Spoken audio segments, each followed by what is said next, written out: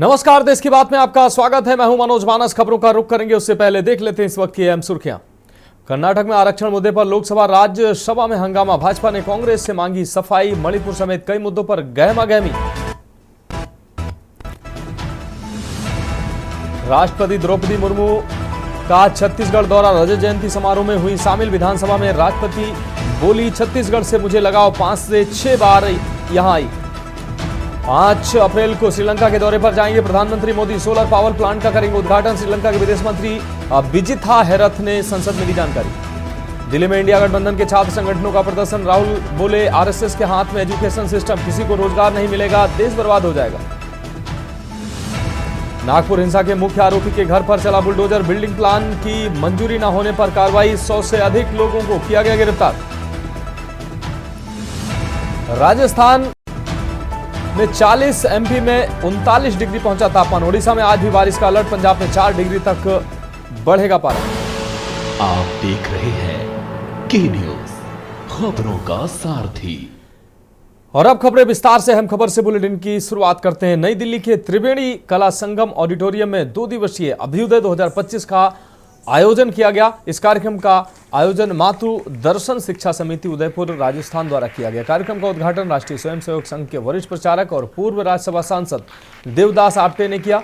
अभ्युदय 2025 के पहले दिन कला और संस्कृति से जुड़े कई दिग्गजों ने शिरकत की। कार्यक्रम में भाजपा नेता मिथिलेश संस्कार भारती के संयोजक अशोक तिवारी, कथक गुरु राजेंद्र गंगानी, ओडिशा नृत्यांगना कविता द्विवेदी और बनारस के प्रसिद्ध संगीतकार पंडित विजय शंकर मिश्रा भी मौजूद रहे। कार्यक्रम के पहले दिन युवाओं के लिए विशेष संवाद सत्र आयोजित किया गया, जिसका विषय आज की युवा पीढ़ी को भारतीय शास्त्रीय कला और संस्कृति से कैसे जोड़ा जाए रखा गया।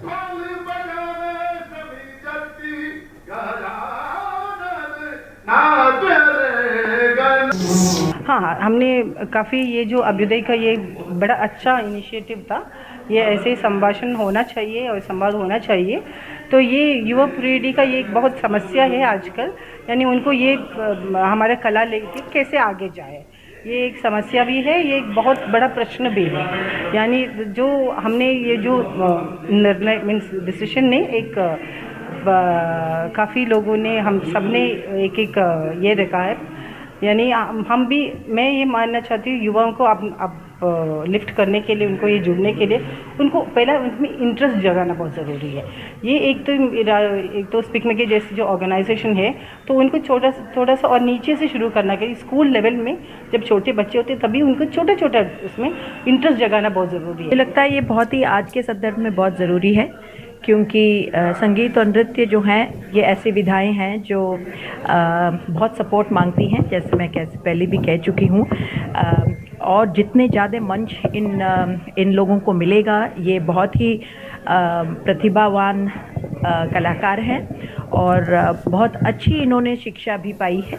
जी, सर्वप्रथम मैं धन्यवाद देना चाहूँगी गंगानी फाउंडेशन और मातृदर्शन उदयपुर, जो उन्होंने ये एक सुंदर आयोजन किया अभ्युदय के, क्योंकि ये एक उदय एक जैसे नाम है और अब हमें ज़रूरत है जहाँ इन खास करके ये जो आज का जो कॉन्क्लेव हुआ, जहाँ पर युवा पीढ़ियों को लेकर जो एक मंतव्य लिया, और मुझे लगता है कि ज़रूरी है आज के समय में युवाओं को किस तरह से हम जोड़ें अपनी कला संस्कृति के साथ। तो ये बहुत अच्छी पहल रही है। निष्कर्ष तो ये बहुत अच्छा प्रयास हुआ है और इस प्रयास को निरंतर करने की आवश्यकता है। और केवल ये एक बड़े लेवल पे नहीं, तो छोटे छोटे लेवल पे कलाकारों के बीच में, कला रसिकों के बीच में संवाद करने की आवश्यकता है कि हमको एक कला परिवार निर्माण करना चाहिए। बहुत अच्छे कलाकार इसमें परफॉर्म करने वाले हैं। शाम को करेंगे, कल करेंगे। और हमारा जो टॉपिक था कि युवा वर्ग को कैसे अपनी कला और संस्कृति से जोड़ा जाए, जो पश्चिम की ओर आकर्षित होते जा रहे हैं। तो हमारे देश का भविष्य, हमारी कलाओं का भविष्य युवाओं के हाथ में ही है। और भौतिकतावाद के कारण वो दूसरी ओर उन्मुख हो रहे हैं। बहुत सारे कलाकार युवा हैं जो बहुत अच्छा काम कर रहे हैं, लेकिन उनको सही मौके नहीं मिल पा रहे हैं, सही अवसर नहीं मिल पा रहे हैं। तो किस तरह से उनको सही अवसर मिले, किस तरह से सांगीतिक कलाओं में रोजगार को जोड़ा जाए, आर्थिक पक्ष को जोड़ा जाए, क्योंकि अगर कोई कला अपने कलाकार का पेट भी न भर पाए तो कैसे इसकी ओर आकर्षित होगा। कार्यक्रम हुआ अभी अभ्युदय, बड़ा ही अच्छा कार्यक्रम था।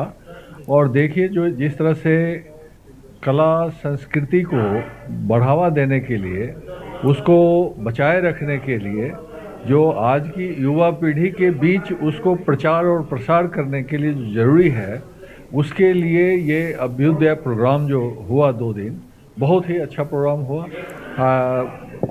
रियली हम सब इसको बहुत अप्रिशिएट करते हैं। कार्यक्रम म्यूजिक और इसका अवार्ड तो हो रहा है, कॉन्क्लेव हो रही है, अभी कर रहे हैं, तो क्या कहेंगे इसके, क्या संदेश देना चाहेंगे आप उनको? संगीत के माध्यम से बहुत कुछ पाया जा सकता है। भगवान भक्ति के अलावा और कई आयाम ऐसे है कि जो संगीत से जुड़े हैं। तो संगीत क्षेत्र में काम करने वाली कोई भी संस्था, उनका मैं हार्दिक अभिनंदन करता हूँ, स्वागत करता हूँ।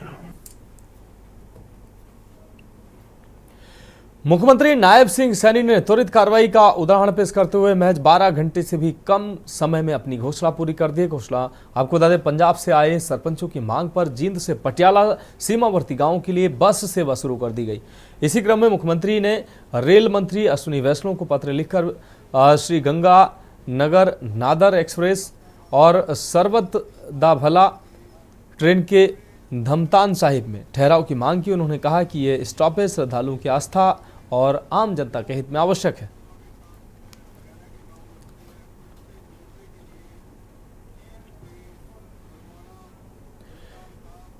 अगली खबर हरियाणा के यमुनानगर से है, जहां EPS 95 राष्ट्रीय संघर्ष समिति के बैनर तले कर्मचारी भविष्य निधि पेंशन धारकों ने लघु सचिवालय के सामने प्रदर्शन कर प्रधानमंत्री के नाम ज्ञापन सौंपा है। पेंशनर्स ने बताया कि देश भर के 78 लाख पेंशनर्स पिछले 9 वर्षों से न्यूनतम पेंशन 7,500 करने, महंगाई भत्ते से जोड़ने, उच्च पेंशन का लाभ देने और चिकित्सा सुविधा जैसी मांगों को लेकर संघर्ष कर रहे हैं। उन्होंने कहा कि श्रम एवं रोजगार मंत्री के आश्वासन के बावजूद सरकार CBT की बैठक नहीं बुला रही है। सुप्रीम कोर्ट के आदेश के बावजूद उच्च पेंशन का लाभ सभी पेंशनर को नहीं मिल रहा है।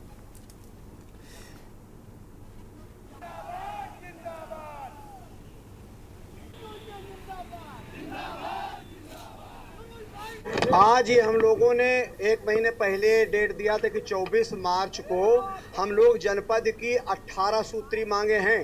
आवारा पशु, बंद सरकारी नलकूप, सूखी नहरें, पोस्टमार्टम हाउस में हर साल फ्रीजर लगाया जाता है। हमारी मांग है कोल्ड रूम बना दिया जाए जहां मरने के बाद आदमी की लाश सुरक्षित रहे। बिगड़े नलकूप और उसके बाद बिजली का बिल किसानों के जमा करने के बाद ये कह के कि मीटर में रीडिंग स्टोर थी, दोबारा आ जाता है। और जो भी किसानों की समस्याएं पानी की है, बिजली, पेंशन, जो भी आप समझिए KYC के नाम पे 70 साल का व्यक्ति बूढ़ा हो गया, वृद्ध हो गया है, उसका अंगूठा नहीं आता, उसका KYC के नाम पे पेंशन बंद कर दी गई है, राशन कार्ड काट दिए गए हैं। गरीबों के साथ जो अन्याय हो रहा है, हम लोग जिलाधिकारी महोदय को देते हैं ज्ञापन, जिलाधिकारी महोदय चिट्ठी लिखते हैं। अपनी पुरानी मांगों को लेकर आशा वर्कर्स एक बार फिर सड़कों पर उतर आई हैं और सरकार के खिलाफ जोरदार प्रदर्शन किया। उन्होंने केंद्रीय स्वास्थ्य मंत्री के नाम ज्ञापन सौंपते हुए चेतावनी दी कि यदि उनकी मांगें मानी नहीं गई तो आंदोलन और तेज किया जाएगा। आशा वर्कर्स की प्रमुख मांगे 26,000 रुपये मासिक वेतन, कच्चे कर्मचारियों को पक्का करना और पक्के कर्मचारियों की तरह TADA व अन्य सुविधाएं देने की है। प्रदर्शनकारियों ने कहा कि लिंगानुपात सुधारने में उनका योगदान अहम रहा है, लेकिन सरकार उनके काम को मान्यता देने के बावजूद कोई ठोस कदम नहीं उठा रही।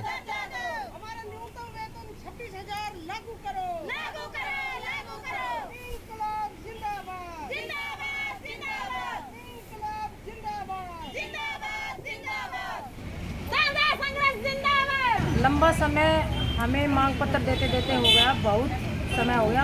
कुछ दिन पहले हमारी 73 दिन की हड़ताल चली थी। उस दौरान सरकार ने हमें आश्वस्त किया था कि आपकी जो सेंट्रल गवर्नमेंट की है उसके लिए हम बढ़ोतरी का आपको पूरा आश्वासन देते हैं। हम खुद बात करेंगे प्रधानमंत्री जी से, जो कि बात करेंगे और हम आपका वेतन बढ़वाएंगे। जिसके ऊपर आज तक 1.5 साल हो गया, कोई भी सुनवाई नहीं करी है। हमने तो बहुत दिन तक इंतजार करके उसके उसके बाद आज हमने आंदोलन की सोची। हमारी मुख्य मांग है, हमने 73 दिन का हड़ताल पहले करी थी।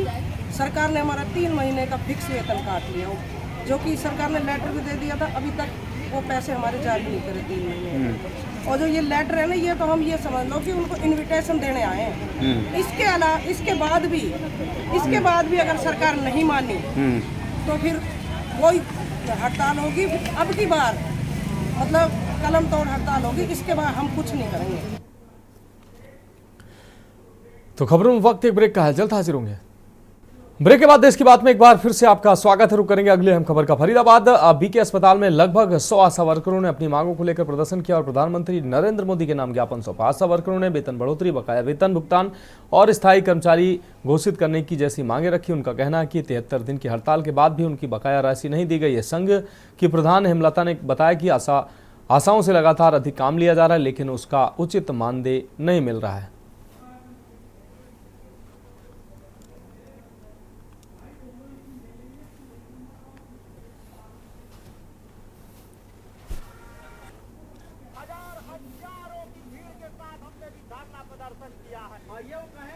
आज ही हम लोगों ने 1 महीने पहले डेट दिया था कि 24 मार्च को हम लोग जनपद की 18 सूत्री मांगे हैं।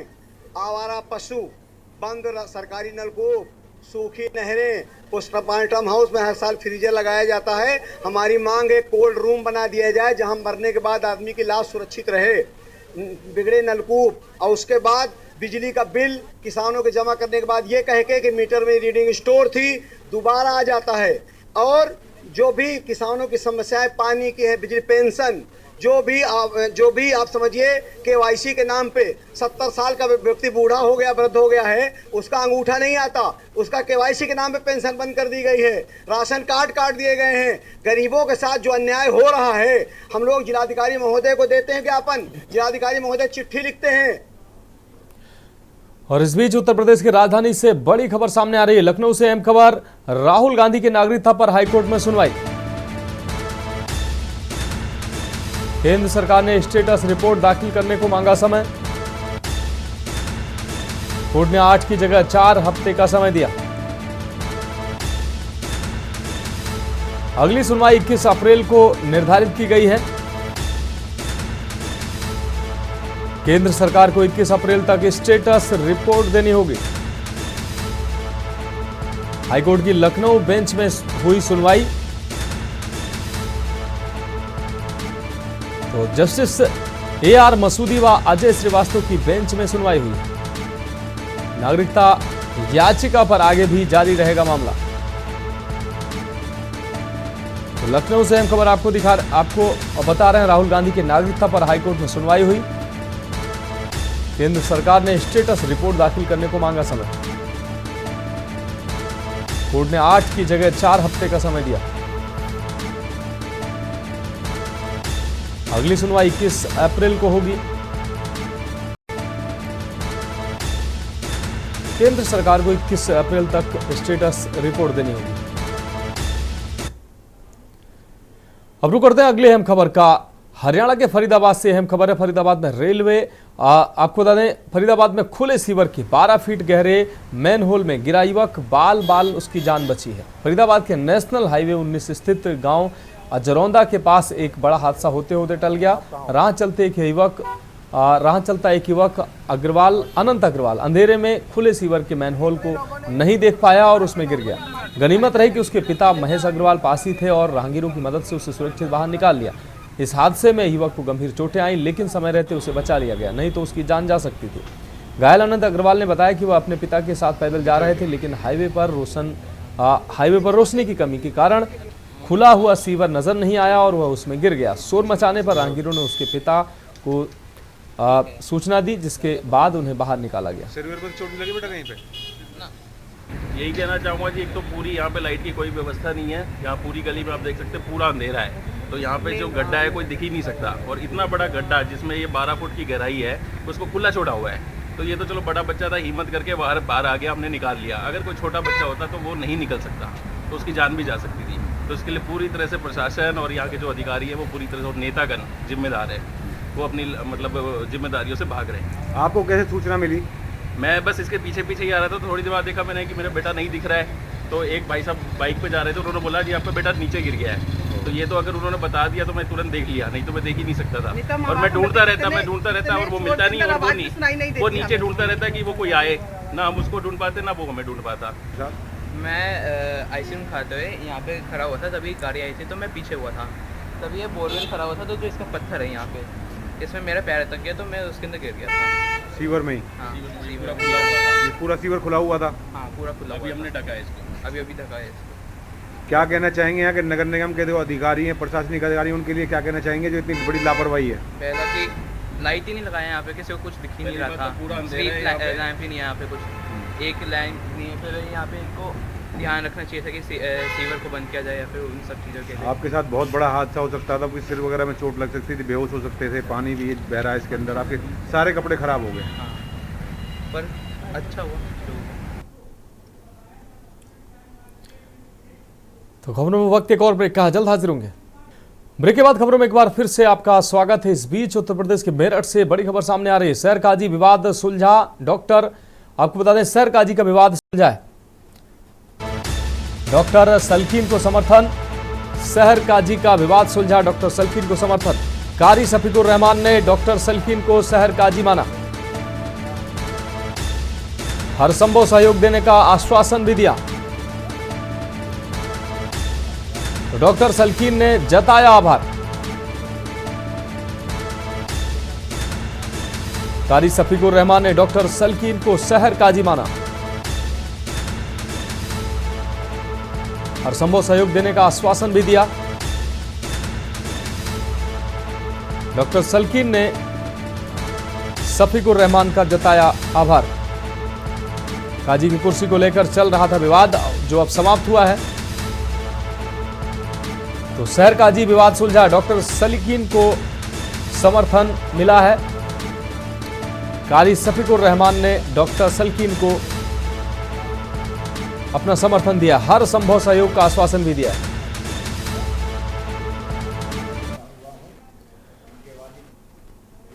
और इस बीच जनपद औरैया से अहम खबर सामने आ रही है। औरैया से अहम खबर आपको दिखा रहे हैं। शादी के 15 दिन बाद पत्नी ने पति की हत्या कराई।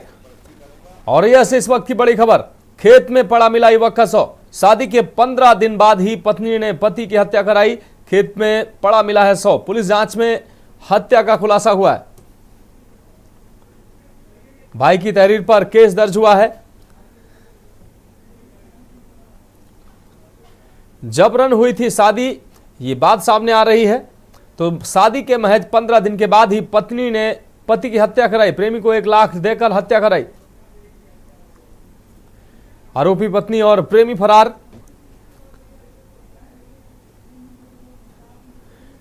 सहार थाना क्षेत्र का यह पूरा मामला बताया जा रहा है। औरैया से अहम खबर, शादी के 15 दिन बाद पत्नी ने पति की हत्या कराई। महज शादी के 15 दिन बाद ही पत्नी ने अपने पति की हत्या करा दी। प्रेमी के साथ मिलकर प्रेमी से पति की हत्या कराई, प्रेमी को 1 लाख रुपए देकर अपने पति की हत्या कराई। जबरन शादी कराई गई थी, ये बात सामने आ रही है।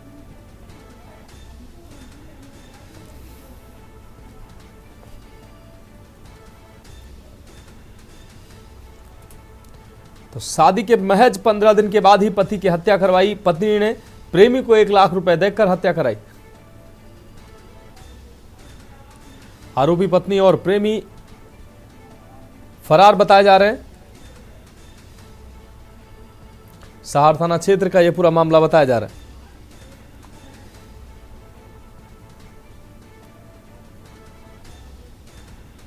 तो प्रेमी फिलहाल फरार बताया जा रहा है। खेत में पड़ा मिला युवक का शव। महज शादी के 15 दिन के भीतर ही पत्नी ने अपने पति की हत्या कराई, प्रेमी के साथ मिलकर पति की हत्या को अंजाम दिलाया, प्रेमी को 1 लाख रुपए देकर पति की हत्या कराई।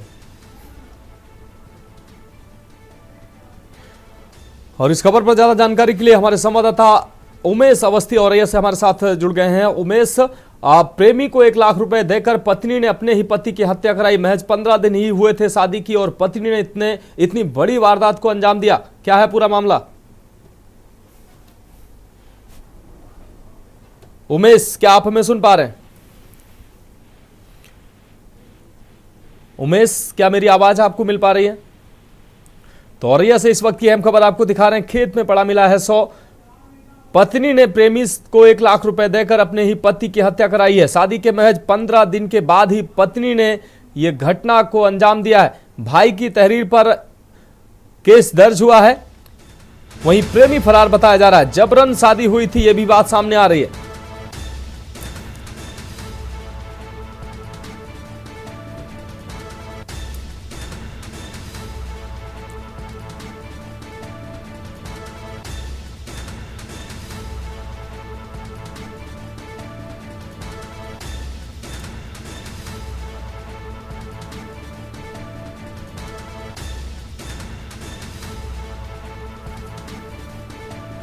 तो खेत में पड़ा मिला युवक का शव।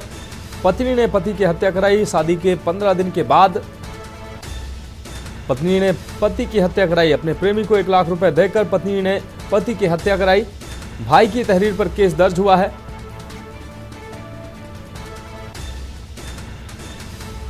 जबरन शादी कराई गई थी, ये बात सामने आ रही है। वहीं अब घटना के बाद प्रेमी फरार बताया जा रहा है।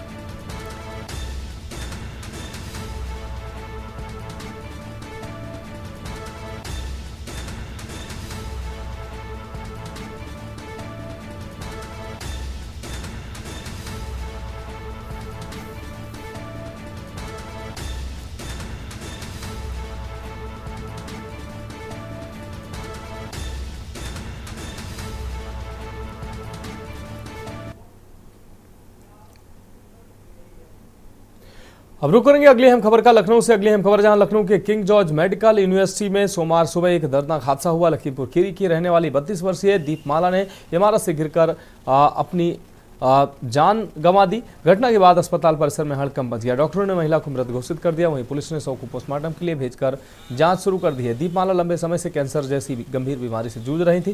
केजीएमयू के सर्जिकल ऑन्कोलॉजी विभाग में डॉक्टर नसीम अख्तर की देखरेख में उनका इलाज चल रहा था। डॉक्टरों के मुताबिक उन्हें प्राइवेट पार्ट में कैंसर था जो एडवांस स्टेज में पहुंच चुका था। इसी कारण हर 3 हफ्ते में उन्हें डॉक्टर को दिखाने केजीएमयू आना पड़ता था।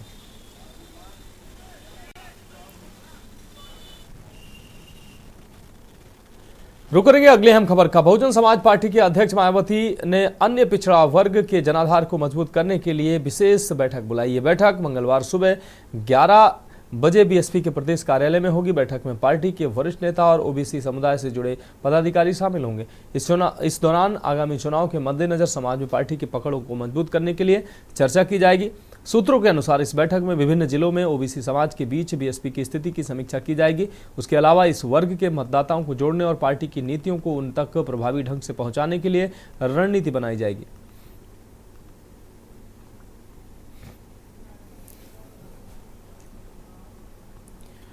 रुक करेंगे अगली अहम खबर का। इंस्टाग्राम पर आपको बता दें, साई हवाला कंपनी के नाम से पेज बनाकर व्यापारियों को फंसाने वाले गैंग का खुलासा हुआ है। विवेक यादव, आदर्श दुबे, आकाश यादव और प्रदीप पाल मिलकर हवाला के नाम पर लोगों को लखनऊ बुलाते और किडनैप कर फिरौती मांगते थे।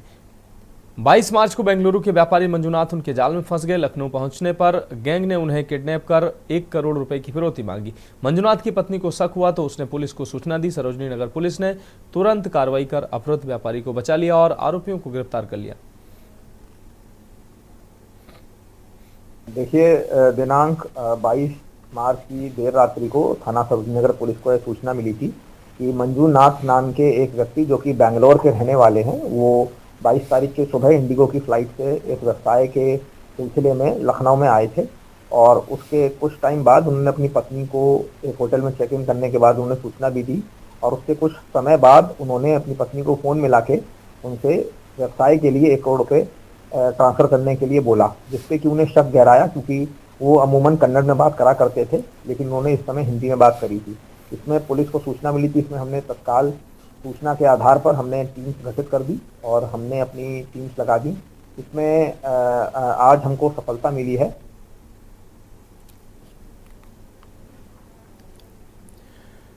वित्तीय वर्ष 2025-26 के बजट पर चर्चा के लिए बुलाई गई कार्यकारिणी बैठक में पार्षद निधि बढ़ाने की मांग उठी। भाजपा पार्षद भृगुनाथ शुक्ला ने इसे 2.5 करोड़ रुपए प्लस जीएसटी करने की मांग की, जिस पर अन्य पार्षदों ने भी सहमति जताई। बैठक में नगर आयुक्त ने 2 करोड़ जीएसटी का प्रस्ताव रखा, लेकिन पार्षदों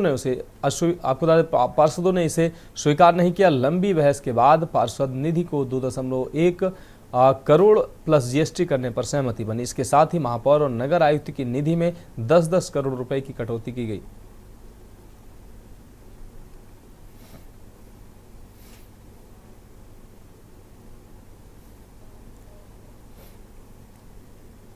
संवैधानिक धनराशि, राजस्व, पूंजी एवं उच्चतम आय की कुल रुपया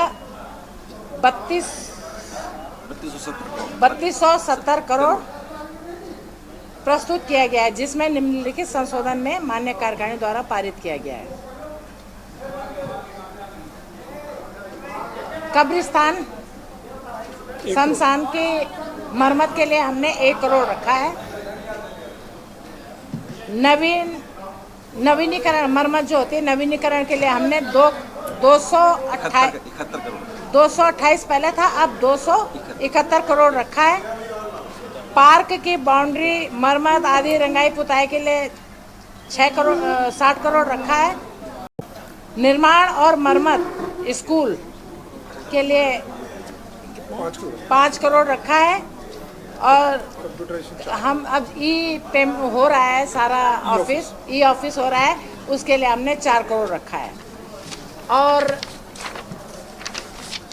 10 लाख हमने जो गरीब होते हैं, शमशान में व्यवस्था नहीं कर पाते हैं, वो मैंने 10 लाख रुपए की व्यवस्था करी है कि कोई लकड़ी की कोई भी फ़ोन आए तो उनको देना है। प्लस उसमें पुलिस द्वारा लावारिस की व्यवस्था नहीं है, क्योंकि उनकी व्यवस्था पुलिस विभाग में होती है। तो खबरों में वक्त एक और ब्रेक का, जल्द हाजिर होंगे। ब्रेक के बाद इसकी बात में एक बार फिर से आपका स्वागत शुरू करते हैं। अगली खबर का लखनऊ से अगली अहम खबर है, जहां राजधानी में बढ़ते अपराध पर डीसीपी क्राइम ने सख्त रुख अपनाते हुए नई पुलिसिंग रणनीति पर जोर दिया है। अपराधियों की सक्रिय निगरानी, सत्यापन, हिस्ट्री शीटरों पर नजर, जेल से छूटे अपराधियों की पहचान और कोर्ट में मजबूत पैरवी पर सजा दिलाने पर फोकस किया जाएगा। तो वहीं होने वाले अपराधों को रोकने के लिए पीआरबी की तैनाती के लिए नए नियम तय होंगे और हर घंटे अलग अलग जगहों पर डायल 112 की पीआरबी तैनात की जाएगी। ग्रामीण और नगरीय क्षेत्रों में पुलिस की मौजूदगी बढ़ाई जाएगी।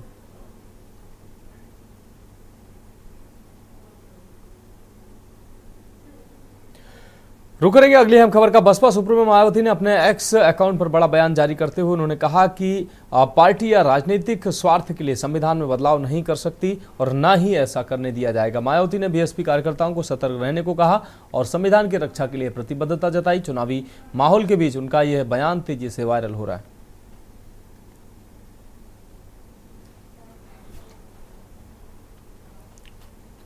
कानपुर पुलिस को बड़ी सफलता हाथ लगी। डीसीपी साउथ दीपेंद्र नाथ चौधरी और एडीसीपी साउथ की टीम ने 5 साथी चोरों को गिरफ्तार किया। ये आरोपी ज्वेलर्स की बंद दुकानों, मकानों और वाहनों की रेकी कर चोरी की घटनाओं को अंजाम देते थे। पुलिस ने इनके पास से चोरी के गहने, वाहन और चोरी में प्रयुक्त लोहे का सामान बरामद किया है।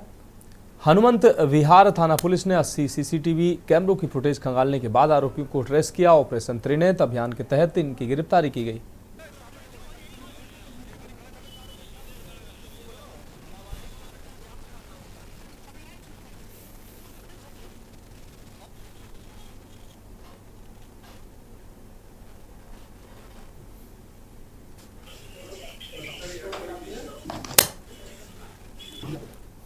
देखिए, हनुमंत विहार थाना क्षेत्र में विगत दिनों में 4-5 चोरियां हुई और इस चोरी की घटना के पर्दाफाश के लिए इसमें कई टीमें लगाई गई थी। इसमें थाना स्तर की टीम और हमारी जो भी ऑपरेशन त्रिनेत्र के तहत जो हमने टीमें बनाई हैं, जो सीसीटीवी कैमरों को खंगालती हैं, और उसमें एनसीओ साहब ने अपनी टीमें लगाई थी। इन सबके संयुक्त प्रयास से इस संपूर्ण घटना का अनावरण हुआ है।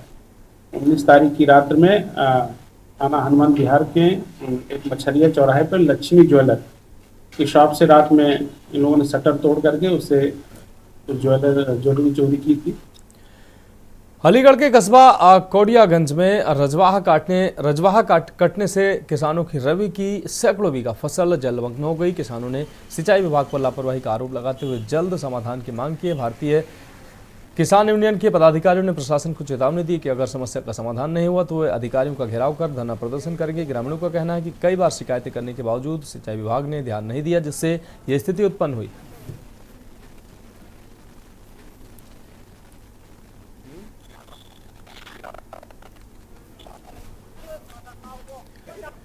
अब रुक करते हैं अगली अहम रिपोर्ट का। बहराइच जिले की मिहींपुरवा मोतीपुर तहसील को पिछले सप्ताह ही लोकार्पण करते हुए सीएम योगी आदित्यनाथ ने नवनिर्मित भवन मुहैया करा दिया। इसके बावजूद इसी मिहींपुरवा ब्लॉक क्षेत्र की कठौतिया ग्राम पंचायत के ग्रामीणों को शासन की मंशा के अनुरूप खदान नहीं मिल पा रहा है। मनमाने ढंग से 20 पात्रों को अंत्योदय योजना के लाभ से वंचित कर 15 नए अपात्र शामिल कर दिए गए। ग्रामीणों का आरोप है कि खुली बैठक किए बिना ग्राम प्रधान व कोटेदार ने विभागीय साठगांठ से चहेतों को योजना का लाभ दिला दिया। पीड़ितों की मांग है कि सही जांच कराने पर 104 चयनितों में आधा सैकड़ा से अधिक अपात्र निकलेंगे। ये रिपोर्ट देखिए।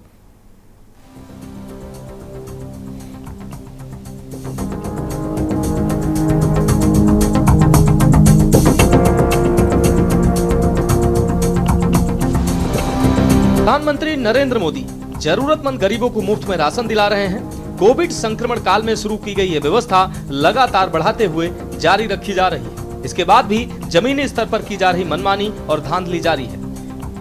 इसके चलते खाद्यान्न योजना से वंचित किए जाने के आरोप सुनाई देना आम बात साबित हो रही है। तय प्रावधान के तहत कोटेदार का चयन से लेकर सार्वजनिक राशन योजना ग्राम पंचायत की खुली बैठक के माध्यम से अमल में लाई जानी चाहिए। इसके बाद भी कठौतिया ग्राम पंचायत में बड़ी संख्या में ग्रामीण लाभ से वंचित होने का आरोप लगा रहे हैं। पीड़ितों का आरोप है कि जिम्मेदारों ने खुली बैठक किए बिना गरीबियों को लाभान्वित कर दिया है। कुछ माह पहले ही भ्रष्टाचार उजागर होने पर कोटा निलंबित हुआ था, लेकिन रसूखदारों का संरक्षण सिक्कों की खनक ने फिर से संचालन शुरू करा दिया।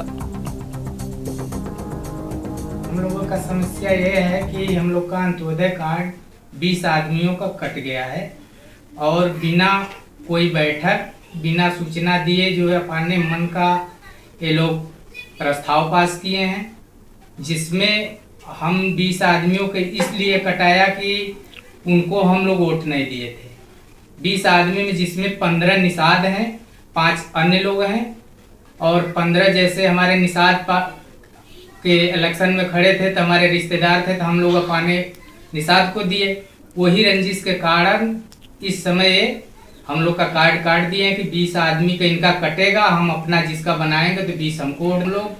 शिकायत हर जगह कर दिया हूँ, डीएम साहब को और जिला पूर्ति अधिकारी को और जो है कि इनके यहाँ डीएसओ साहब को और विकास खंड अधिकारी को, एसडीएम को हम 2 बार जो है तहसील दिवस में दे चुका हूँ एप्लीकेशन, लेकिन हम लोग का कोई सुनवाई नहीं हुआ। राशन कार्ड है, कट गया है, बन नहीं रहा है। किसके नाम से था? मम्मी नाम से। किसको जारी हुआ है? मम्मी खत्म हो गई, मम्मी है नहीं। आपकी शादी हो गई? हाँ, 2 बच्चे हैं हमारे। कितनी जमीन है आपके पास? जमीन है नहीं, एक भी विषय नहीं है। एक भी नहीं है। पापा के नाम? पापा के नाम से भी नहीं है। आप इसकी शिकायत किन्हीं अधिकारियों से की? अभी तक नहीं की? अभी कर रहे हैं अधिकारी के लिए। अधिकारियों के लिए शिकायत की है? हाँ जी। कोई आश्वासन मिला? नहीं मिला। अभी नहीं मिला। ग्रामीण न्याय की गुहार लगाने को ग्राम विकास अधिकारी से लेकर पूर्ति निरीक्षक तक लगातार दौड़ लगा रहे हैं।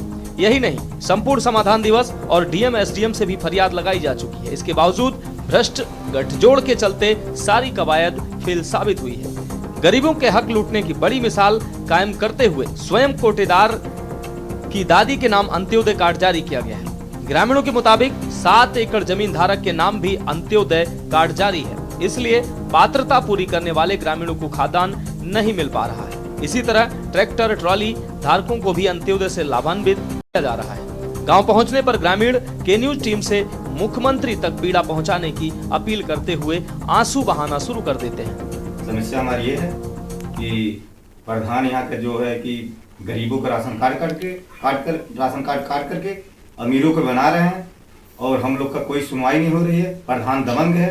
प्रधान के पास हमने गया था तो प्रधान का लड़का बोला कि तुम्हारे 2 भाई एक्सपायर हो चुके हैं, तुमको हम मार डालेंगे, तुम जहाँ को से रहो वहाँ ज़्यादा छटपटाओ मत।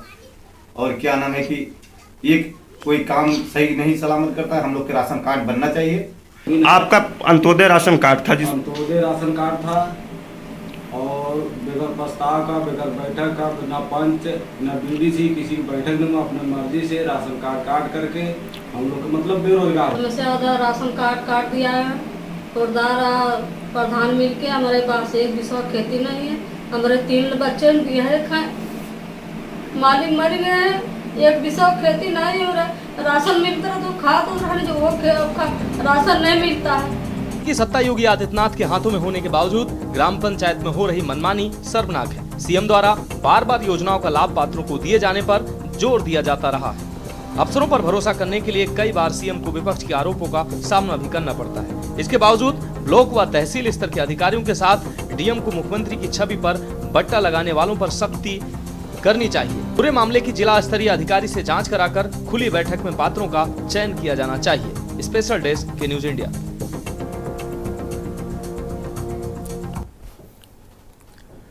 तो खबरों में वक्त एक और ब्रेक का है, जल्द हाजिर होंगे।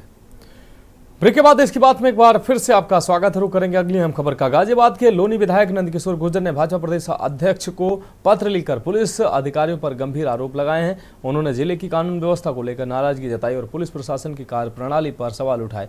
विधायक ने प्रदेश नेतृत्व से मामले में संज्ञान लेकर कार्रवाई की मांग की है।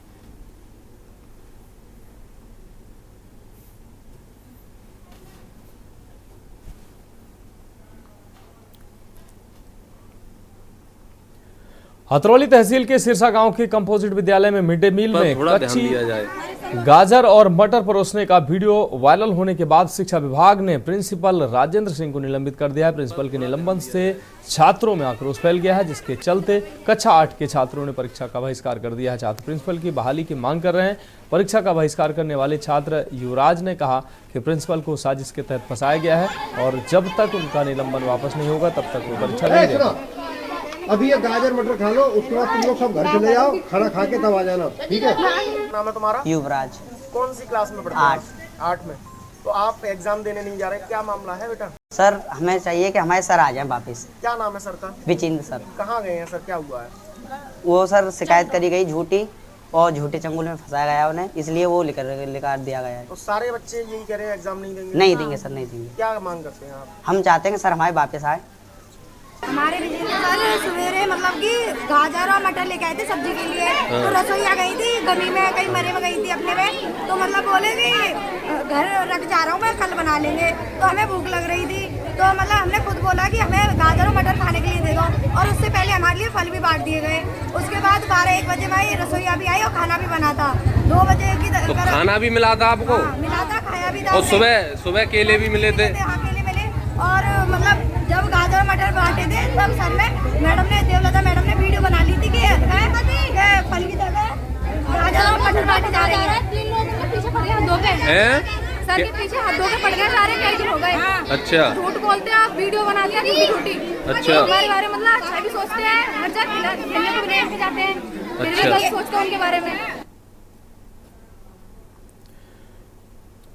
फतेहपुर सीकरी में मेवाड़ के महान योद्धा राणा सांगा की प्रतिमा स्थापित करने की मांग तेज हो गई है।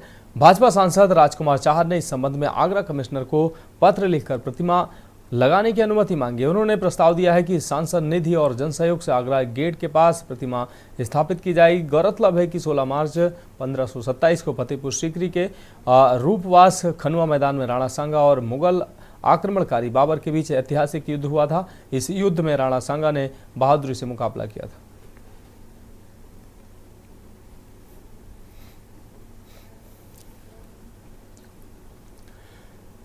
सहारनपुर के थाना गंगोह क्षेत्र में दिल दहला देने वाली वारदात सामने आई। भाजपा नेता योगेश रोहिला ने शनिवार को अपनी पत्नी और 3 बच्चों को आपको बता दें गोली मार दी थी। इस घटना में तीनों बच्चों की मौके पर ही मौत हो गई थी, जबकि पत्नी नेहा को गंभीर हालत में इलाज के लिए चंडीगढ़ ले जाया गया था। आज इलाज के दौरान नेहा ने भी दम तोड़ दिया। इस जघन्य हत्याकांड के बाद पुलिस ने आरोपी योगेश रोहिला को गिरफ्तार कर जेल भेज दिया है। पुलिस पूरे मामले की जांच कर रही, लेकिन इस हत्याकांड से इलाके में सनसनी फैल गई।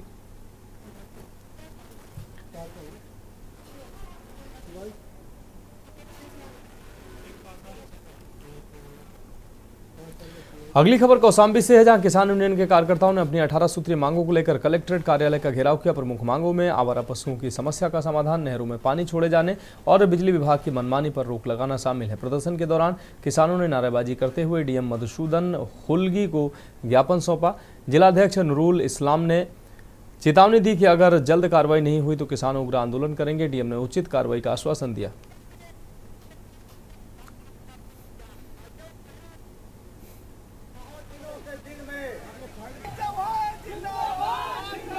आज ही हम लोगों ने एक महीने पहले डेट दिया था कि 24 मार्च को हम लोग जनपद की 18 सूत्री मांगे हैं।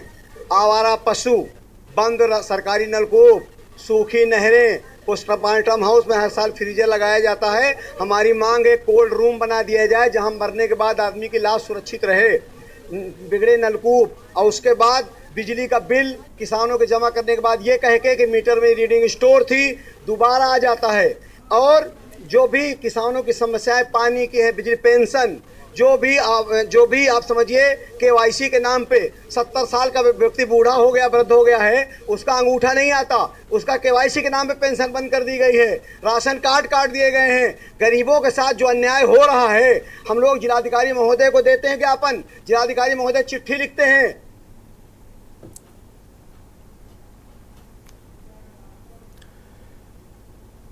उत्तर मध्य रेलवे झांसी मंडल के आपको बता दें डीआरएम दीपक कुमार सिन्हा ने 8 और उरई रेलवे स्टेशन पर निरीक्षण किया है। गर्मी को देखते हुए उन्होंने स्टेशन पर लगे वाटर कूलरों और कैंटीन की व्यवस्था की जांच की। डीआरएम ने ticket window, digital ticket machine और आरक्षण काउंटर की पड़ताल की। उन्होंने स्टेशन परिसर में लगे पौधों की स्थिति देखी और नियमित पानी देने के निर्देश दिए। निरीक्षण के दौरान डीआरएम ने निर्माणाधीन कार्यों का भी जायजा लिया और गुणवत्तापूर्ण काम करने के निर्देश दिए। इस दौरान स्थानीय व्यापारियों ने अपनी समस्याओं को लेकर उन्हें शिकायती पत्र भी दिया। इसमें हम लोग जब निरीक्षण करते हैं तो इसमें टेक्निकल भी देखते हैं और पैसेंजर इम्यूनिटी के हिसाब से देखते हैं, सेफ्टी पर भी काफ़ी जोर रहता है। हम लोग कुछ बिंदुओं पर उन्होंने ध्यान दिया है। उड़ई में आप लोगों ने देखा ही होगा कि एक विकसित भारत के तहत इसका काफ़ी काम कर लिया गया, अच्छा काम कर लिया गया है और आप लोग पहले से इसको इम्प्रूव स्टेटस पा रहे होंगे। फर्दर इम्प्रूवमेंट की गुंजाइश ज़रूर होती है, तो उस संबंध में हमने जो यहाँ के ऑफिसर्स हैं और बाकी सब लोगों को गाइडेंस दिए हैं कि क्या करना है फर्दर। तो फिलहाल देश की बात में अभी के लिए मेरे साथ इतना ही। मुझे दीजिए इजाजत और आप देखते रहिए के न्यूज़ इंडिया। आप देख रहे हैं के न्यूज़, खबरों का सारथी।